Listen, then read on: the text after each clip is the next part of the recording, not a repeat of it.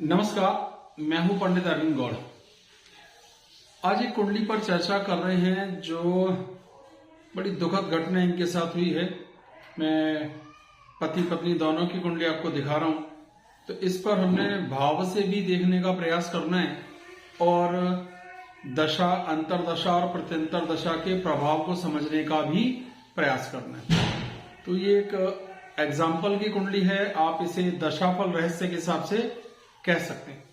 क्या मुख्य बिंदु देखे जाते हैं, लिस्ट आपके सामने स्क्रीन पर है और इन कुंडलियों को जब अभी एग्जाम्पल में देखेंगे, जितना भी संभव हो सकेगा वो सब कुछ भी मैं लिखकर आपको दिखाता रहूंगा, जिससे कि आप ये समझ पाए कि इसकी अप्रोच क्या थी या कैसे ये घटना या दुर्घटना का आकलन हुआ है। तो इस पहले पुरुष की कुंडली को देखते हैं, बाद में स्त्री की कुंडली को देखते हैं और समझते हैं कि ये जो हुआ, जो दुर्घटना हुई, उस दुर्घटना के क्या कारण थे या क्या ज्योतिष में हम उससे समझ पाए। तो ध्यान से देखिए और समझने का प्रयास कीजिए। इस कुंडली पर विचार करते हैं।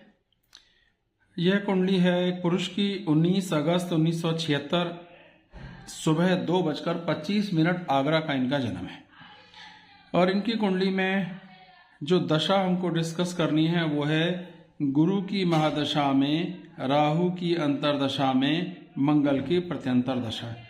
यहाँ इनके साथ एक दुर्घटना हुई। विचार करना है कि हम क्या समझ पाते हैं या क्या दिखता है। तो बिल्कुल बेसिक से शुरू करते हैं। सबसे पहले बेसिक देखते हैं महादशा। महादशा है गुरु। गुरु कहाँ है? कुंडली के 12वें भाव में। जो हम बेसिक में समझ चुके हैं, छठे, 8वें, 12वें भाव में ग्रह होते हैं, उनकी दशा या षष्टेश, अष्टमेश, द्वादशेश की दशा खराब जा सकती है। गुरु यहाँ पे बैठे हैं जिस राशि में, उसका नाम है वृषभ। वृषभ की दूसरी एक और राशि शुक्र की राशि होती है तुला। तो असर जो यहाँ होगा वो इसको भी होगा, ये भी एक नियम है। और यहाँ राहु बैठे हैं, इसे कहते हैं शुक्र राहु अधिष्ठित राशि का स्वामी है। तो अगर यहाँ गुरु की दशा देखेंगे तो उसका प्रभाव पंचम भाव पे भी कुछ ना कुछ आएगा। ठीक है जी। इसके बाद गुरु सप्तम भाव मारक भाव का स्वामी होके 12वें घर में गए। जीवन साथी का भी है, जीवन स्तर का भी है, सुख से सुख का भी है, जीवन स्तर से जीवन स्तर का भी। यानी 12वें घर में जाने पे वो जीवन स्तर को, सुखों को, जीवन साथी को, खर्चों को बढ़ाने वाला हो गया। बात आती है कि इसमें अगली अंतरदशा क्या है? अगली अंतरदशा है राहु की, यानी गुरु में राहु। तो गुरु से राहु छठे भाव में बैठा है। जो भी दशा अंतरदशा एक दूसरे से छठे, 8वें, 12वें होती हैं, वो भी अच्छा प्रभाव नहीं करती। एक बात, राहु बैठे हैं पंचम भाव में, तो वो कहाँ ज्यादा प्रभाव डालेंगे? जहां वो बैठे हैं या जहां दृष्टियां डाल रहे हैं। कहाँ डाल रहे हैं? राहु यहाँ बैठे हैं, एक दृष्टि यहाँ पंचम से पंचम नवम भाव पर, यानी भाग्य और संतान के भाव पर, एक दृष्टि आमदनी और बीमारियों के भाव पर, और एक दृष्टि स्वयं लग्न, स्वयं को दुख देने के लिए आएगी। तो ये हो गई। इसके बाद आती है मंगल की दशा। मंगल कुंडली में षष्टेश होकर के छठे भाव का स्वामी है और छठे से छठे का स्वामी है। कहाँ बैठा है? चौथे घर में सुखों को, यानी सुखों को कम करने वाला है, नुकसान देने वाला है, दिल को दर्द देने वाला है, तकलीफ देने वाला है।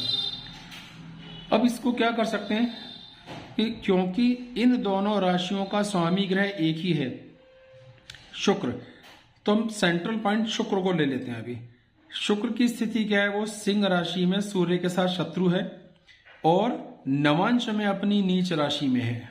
एक बार राहु की स्थिति की बात करते हैं। राहु यहाँ पर मित्र की राशि में, नवांश में अपनी मित्र की राशि में, अत्यधिक बलवान। जितना राहु बलवान उतना कष्ट बढ़ेगा, ये याद रखिएगा। फिर गुरु की बात कर लेते हैं। गुरु यहाँ भी 12वें घर में है, यहाँ भी 12वें घर में, इसलिए वो अधिक शुभ फल देने की उम्मीद रखो ही मत, नुकसान ही देगा।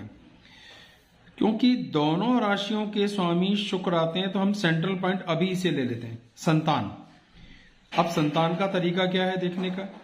पहले देखो भाव में क्या ग्रह बैठा है? राहु। तो भाव में बैठा ग्रह बुरा है, पहली कंडीशन। भाव का स्वामी शुक्र अपनी शत्रु राशि पापी ग्रह के साथ है, दूसरी खराब कंडीशन। भाव का कारक ग्रह गुरु अपने से 8वें या जन्म कुंडली के 12वें बैठा है, ये भी स्थिति खराब है।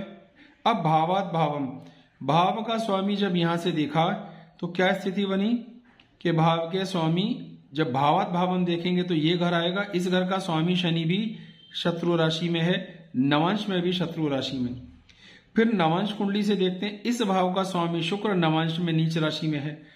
तो यहाँ पे कोई भी ऐसी शुभ कंडीशन नहीं बन रही जो 5वें घर के लिए शुभता दिखाती है।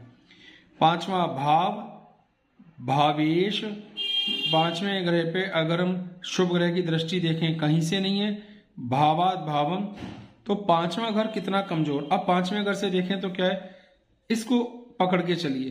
5वां तो गुरु की दशा अपने से तीसरे अष्टम से अष्टम या जन्म कुंडली के 8वें घर की दशा चल रही है।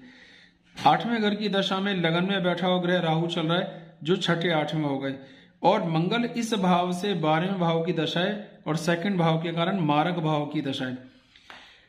तो कुंडली में गुरु भी संतान के लिए कष्टकारी हुआ, राहु भी संतान के लिए कष्टकारी हुआ और मंगल भी।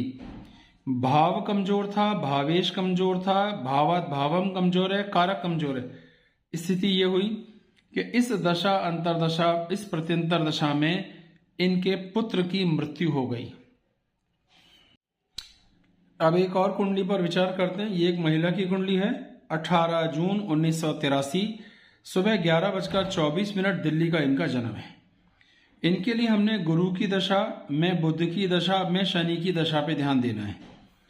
गुरु इनकी कुंडली में अष्टम भाव और पंचम भाव का स्वामी है, यानी कहीं ना कहीं 8वें और 5वें भाव का प्रभाव करेगा। 8वें भाव से तो त्रिकोण में आता है, अच्छा है, यानी अपनी उम्र अपनी सेविंग के लिए तो बुरा नहीं। 5वें घर से 12वें घर में गया, केंद्र में गया, और केतु अधिष्ठित राशि का स्वामी है, यानी धनु राशि में केतु बैठा है तो गुरु पर केतु का कुप्रभाव आएगा।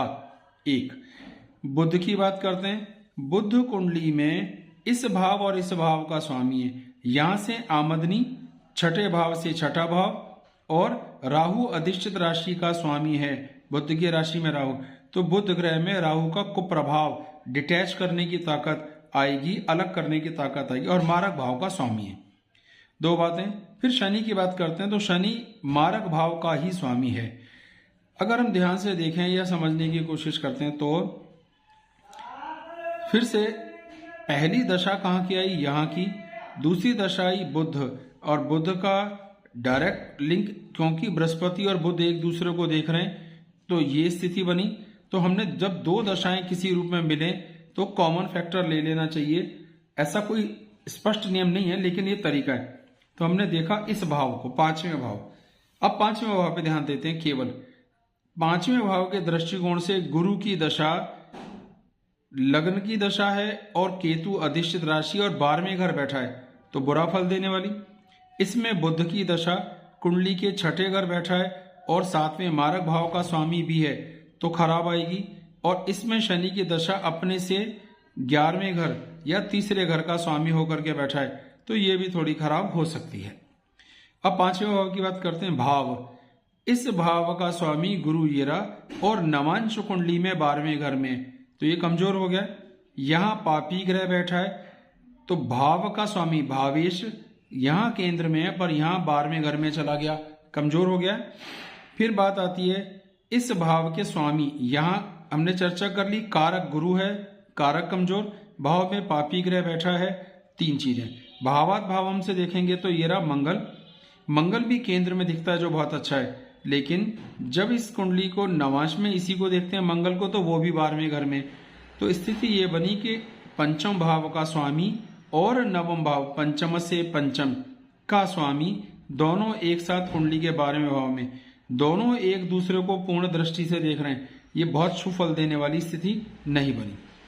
तो भाव, भावेश, कारक, ग्रह, दृष्टि और भावात भावम और नवांश में आकलन, यहाँ पे सारी स्थितियां कमजोर बन जाती हैं इनकी कुंडली में। तो स्थिति ये हुई कि इनके पुत्र की मृत्यु इस दशा में हो गई। जो पहले कुंडली दिखाई थी वो इनके जीवन साथी की थी, पति की कुंडली। तो पति पत्नी को इस दशा में, जहां ये कॉमन दशा दोनों के लिए चल रही थी, वो इतनी तकलीफ दे गई, इतनी बुरी गई कि इनके इकलौते पुत्र की उसमें मृत्यु हो गई।